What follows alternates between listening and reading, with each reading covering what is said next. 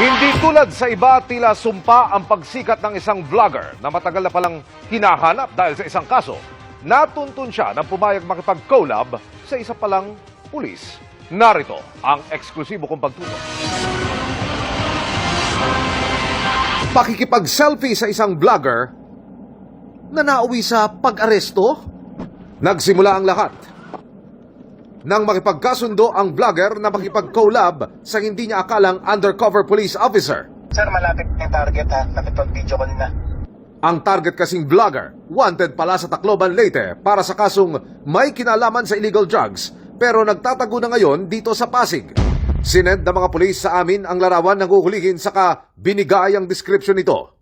Nakaputing t-shirt, naka-cap, tapos may headset, yung may headset, yung parang headband na headset. Copy, sir. Maya-maya pa, dumating na ito sa area na naka-live at may ka-video call pa.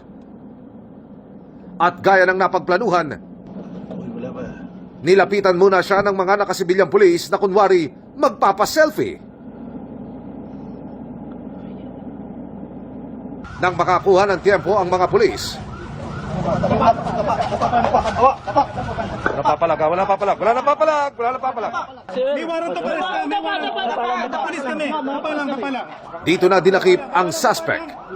Kasong drug pushing at illegal possession of dangerous drugs. Ang dating hinaharap ng suspect pero nakipag-plea bargain siya kaya't ibinaba ang kaso.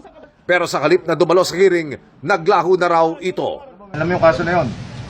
Ano yun? Yung 165 na ano? Drugs? Oo. Ano yun? Di mo natin? Natindiran ko to, sir, eh. Ano nangyari? Ewan ko, eh. Pumunta ako dun, eh.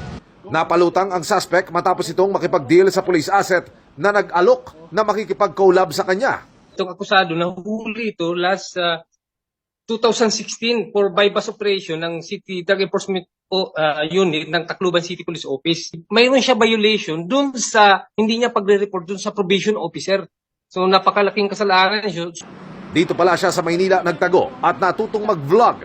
Pero nang dumami ang followers niya, ang nagpatanyag sa kanya, siya rin palang magiging ugat para mahuli siya. Doon siya nahuli dahil naging vlogger siya. Bali yung pangalan na ginamit niya is Jason Go. Nung nag-share siya ng mga video, doon siya na tuntun ng ating mga kapulisan. Para sa GMA Integrated News, Emil Sumangil, nakatutok 24 oras.